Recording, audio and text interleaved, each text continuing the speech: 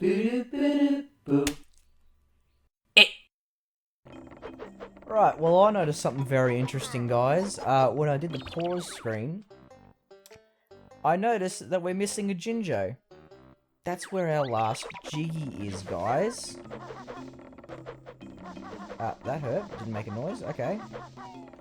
So yeah, so the pause screen was the key. Now, I've been thinking about it, and I thought there's no way that transformation doesn't have a use in the level anymore. You know, don't forget, don't worry, I haven't forgotten the Witch's Switch, that's where we're going now. But I thought, there's no way that transformation doesn't have a use anymore. And then then it all clicked into place, and I realised how much of an idiot I am. But yeah, so we're just gonna head here first. So close to finishing this level, guys. So close. That's the last, what do you call it? Hub World Jiggy. Now, let's go and check out the transformation. Which I'm just realizing I think I spoiled. So, I'll go back in post and blur it out. Because I don't want to spoil what the transformation is, because it's pretty cool. So thank you, editor me. Well done, mate. Sorry about that. Sorry about dropping major spoilers. Oh my god. Sorry, guys. Guys, we have to go back to winter. Guys, I'm sorry. I know we just had a big discussion about me not forgetting things and me being all proud of that fact. Literally forgot something. We forgot Naughty. We didn't check in on Naughty during winter. What's wrong with us?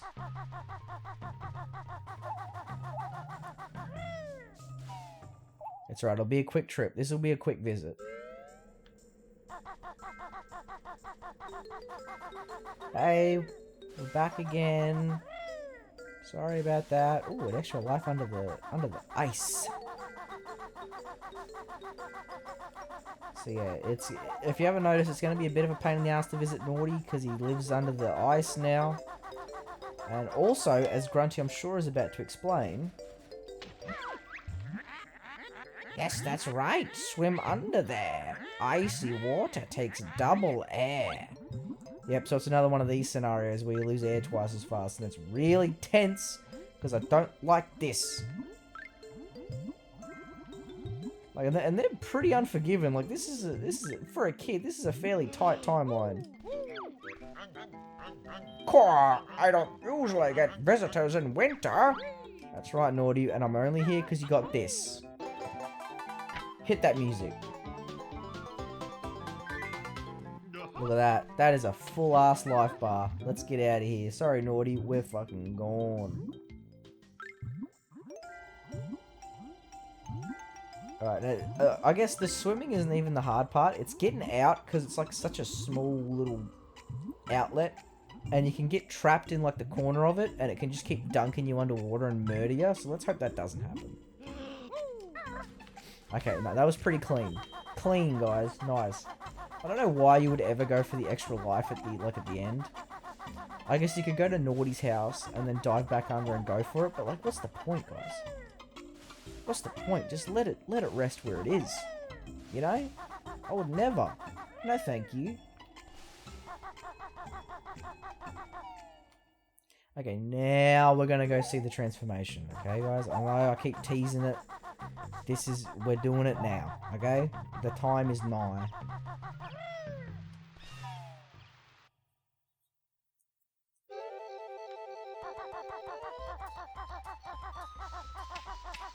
I'm gonna rush right over. Actually, wait.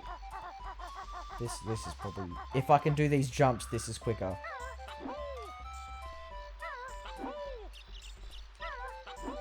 Oh, we're talking redemption arcs today. Come on. Come on, guys. That was pretty good. Oh, camera's not.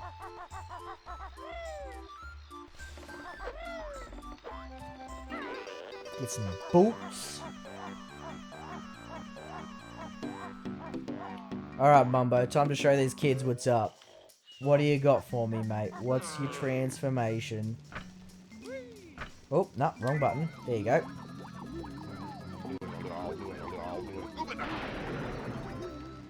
And with 31 Mumbo Skull spare, it's a B! Much good. B is best yet. Look at this little lad. Look at this happy little fat bee. Brilliant for one reason. That being, you can just fly about. Doesn't cost feathers or nothing. You just zoom it about. Whee! Now we have something important. So you can get the Jiggy at the top of the level with the bee transformation, but we already got that during winter because we're bosses. So we're gonna hop into the beehive, which you can't get into during spring because there's no hatch on top, but you can as the bee. And what do you reckon's in here, guys? What do you reckon's in here?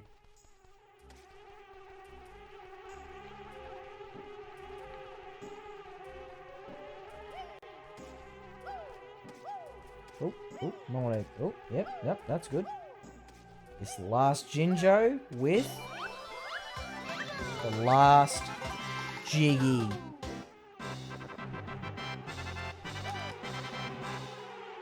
Alright, lads, I'm out.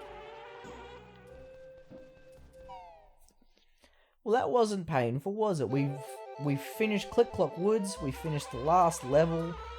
Let's go get... Now, we do need this transformation for the last, what do you call it? Hub World Jiggy as well. So we'll go and get that right away.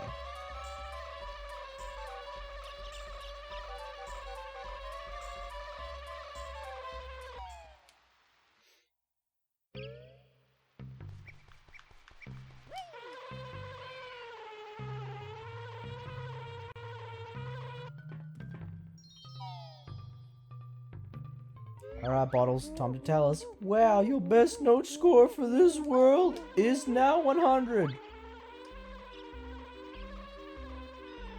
Alright, let's go, let's go. Just gonna land. And there we go, that's the last Hub World Jiggy. Let's check those totals, hey? Because I like it. 10 out of 10. Everything's clean. 16 minutes. 29 minutes for Treasure Trove. That's because we keep traveling back to it, though. 22 minutes Clankers. Not bad. 36 minutes Bubble Gloop. Did we return to Bubble Gloop? I think we did at some point. 30 minutes Freeze Easy. Pretty decent. 30 minutes Gobies. Not bad. 29 minutes Mad Monster Mansion. Nice. 39 minutes Rusty Bucket Bay. That's because we're little babies. 1 solid hour in Click Clock. But that is everything. That is all the collectibles. It's time to go fight a witch. As a bee, apparently. Let's bust this note door. Let's break it down. Yeah, proud little bee.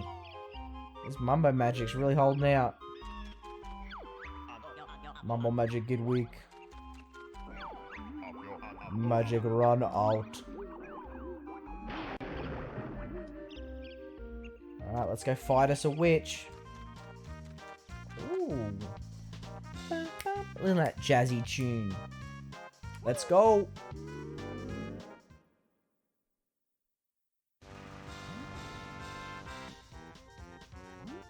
This is probably one of the cleverest and funniest things ever, and people hate on it, and I love it so much. Welcome all, Grunt is the name, Banjo's here to play my game.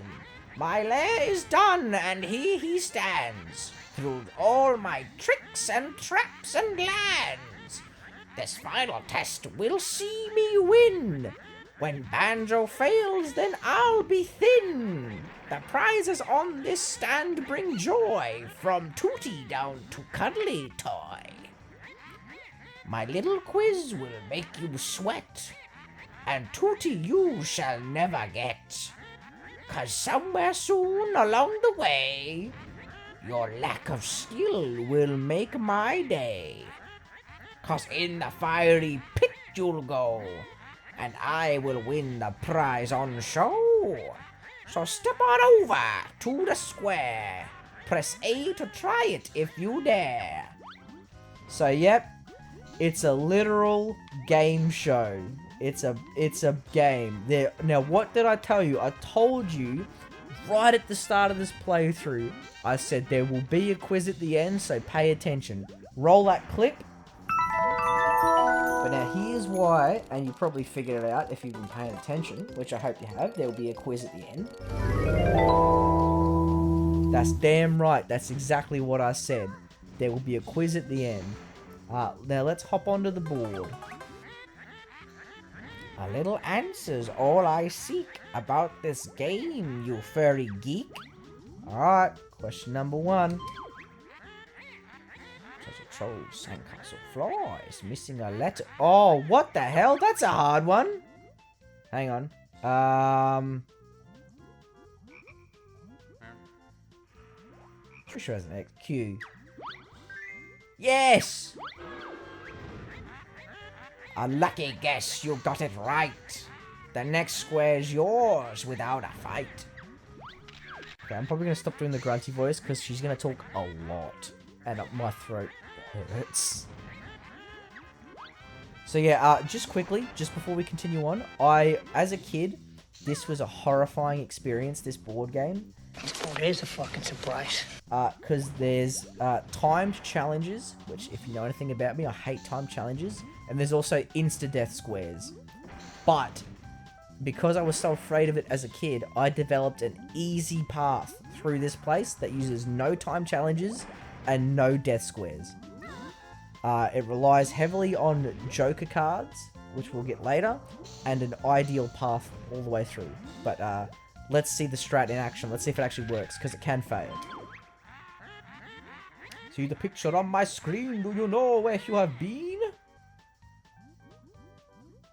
Come on, guys. We all know this one. It's obviously Mad Monster Mansion, guys. It's Mad Monster Mansion. Yeah, there you go. Mad Monster Mansion. Nah, we all know that's Rusty Bucket Bay. Come on. Come on. We ain't fools. Hear the crowd. They boo and hiss. To see you fail, they would not miss. Oh, then you get, like, the life squares, too. That's nice. But we won't take the life because it might come in handy. Yeah. Rusty B's crane hangs over the side. It holds a box, but what's inside? 3 extra lives. Grunty's expensive new hi-fi. No. I think TNT, right? Yeah. It's full of TNT because it blew up. A question on the sounds I play. Get it wrong to make my day. Alright, we're going to have to be quiet on this one.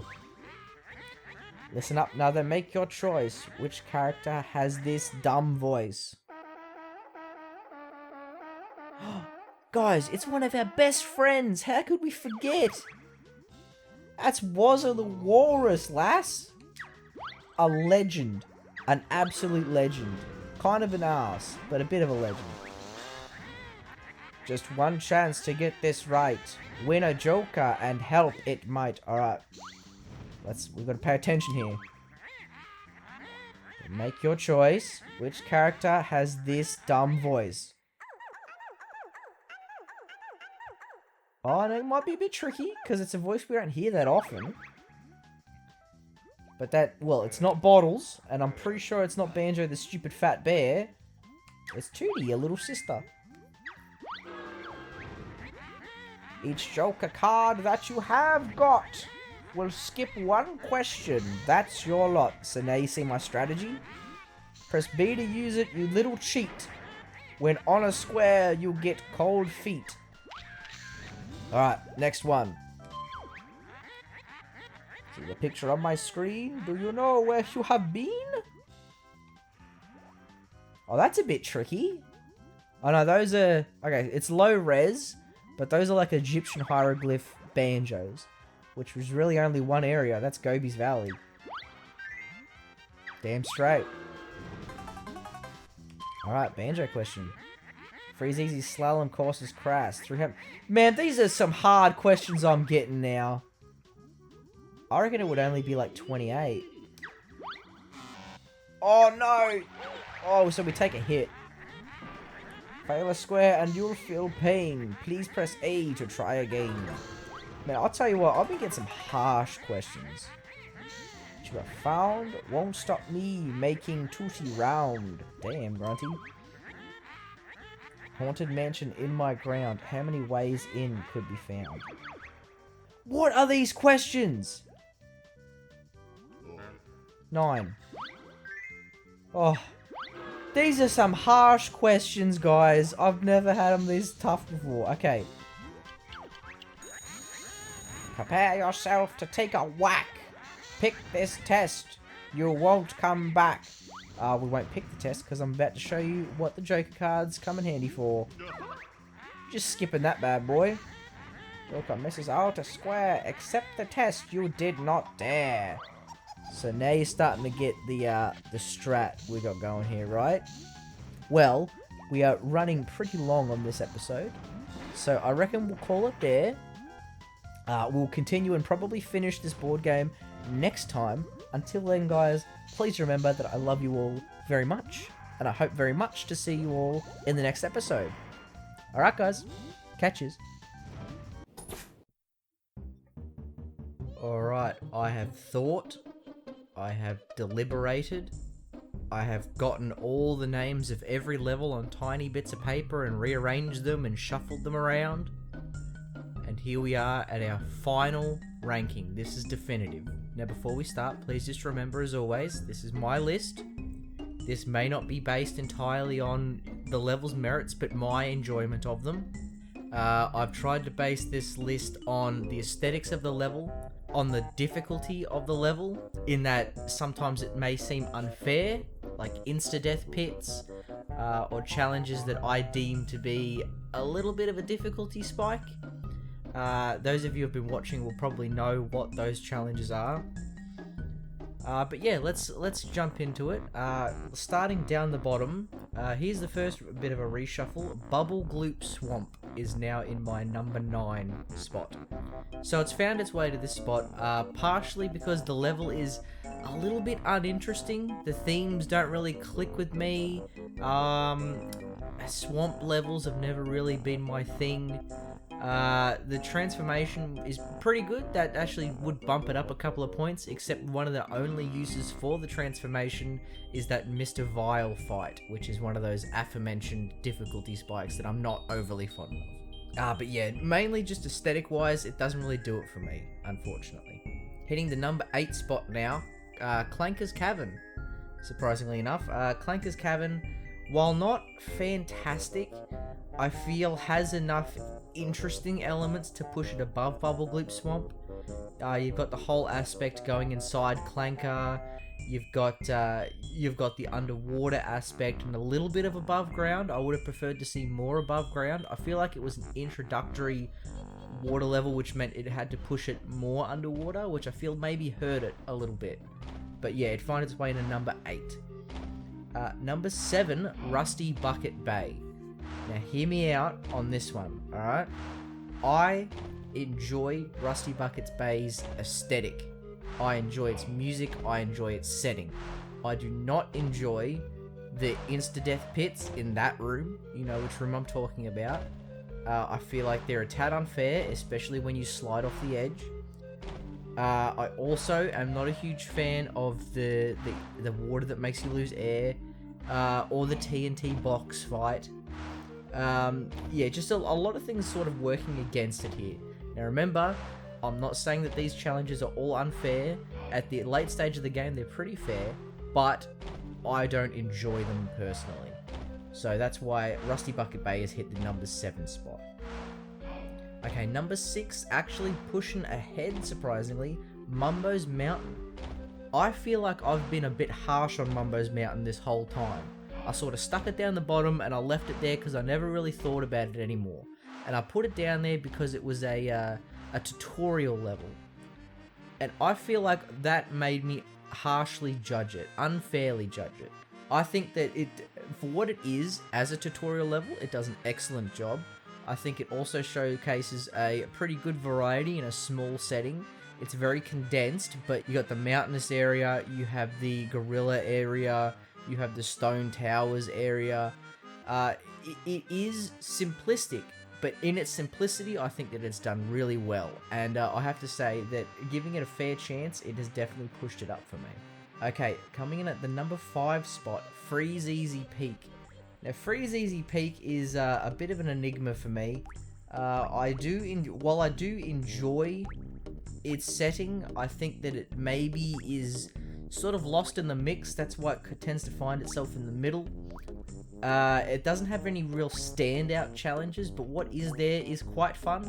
That's pretty much my entire census of this level, is that while it is fun, it is also sort of forgettable, so it finds itself in the middle of the pack. Okay, coming to number 4, Gobi's Valley. This is where the level's themes really start to come through strongly. Gobi's Valley has got one of the best aesthetics. It also has some of the best challenges. The maze, while I hated it as a kid, I do find it really fun. The floor tile game is really enjoyable, while simplistic. You've got the flying through the hoops, you've got the going inside the Sphinx on the magic carpets, and you've got Gobi himself, who's quite a good character. It all sort of comes together. What might push it down a little bit is that room. You all know what I'm talking about. It's a little bit unfortunate, but it did not push it down much. Don't take that into harsh consideration, okay? Gobi's Valley is a solid 4 on my list. And that brings us to number 3, Treasure Trove Cove. Might be a bit of surprise to some people that it's not higher after my rejig. Treasure Trove Cove is extremely enjoyable. It's got Sandcastle, which I really enjoy, the cheat code aspect. It's got Nipper, the hermit crab. It's got Captain Blubber, the hippo. You go into the pirate ship. It's got all the lighthouse area above where the music cuts out. And of course, Grant Kirkhope really knocks it out of the park with those pirate tunes. I really enjoy Treasure Trove Cove. Solid number 3.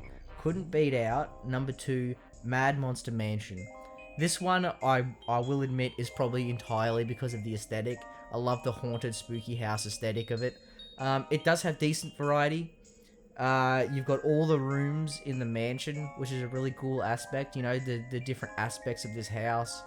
You've got the church, which takes it on a different spooky vibe. The transformation of the pumpkin is so funny. While being kind of useless, is probably one of my favorite transformations. But yeah, the aesthetic and the music is really what pushes this one to the top. So number 2, Mad Monster Mansion. I don't have any regrets on this one. And then number 1, you might have been expecting it if you heard me gush over it, Click Clock Wood. This has been my favorite level in Banjo-Kazooie probably since I was a kid. I thought it might shift behind Mad Monster Mansion, but the concept just every time fills me with a sense of delight. I love the fact that it's the same level 4 times in 4 different seasons. It's the same tree with slight differences, and you have to work with the seasons. You grow the bird through the seasons. You grow the flower through the seasons. You help Naughty get into his house through the seasons. And then everything sort of works together. And that bee transformation is just so hilarious. I love it so much. I don't think there's anything in Click Clock Woods that misses. I think everything sort of hits. I can't think of any jiggies that are unfair. I can't think of anything that's, feels like a rough difficulty spike. Except maybe the Zubba fight, but even that you can just use gold feathers, or the underwater bit in the winter, but even that's just for an extra honeycomb piece. I always have to put Click Clock Wood at number 1. Well, there it is. There's my definitive list. We've been through all 9 levels. I hope you guys have had fun. If anyone disagrees with my list, please remember what I said at the start. It's my list and you all can bugger off. Nah, but seriously, I do love you all very much. Stick around, there is still more to go. We have to finish this board game, after all. So I will see you in the next episode. What may be the finale, who knows? And I will see you all in the next episode. Alright guys, catches.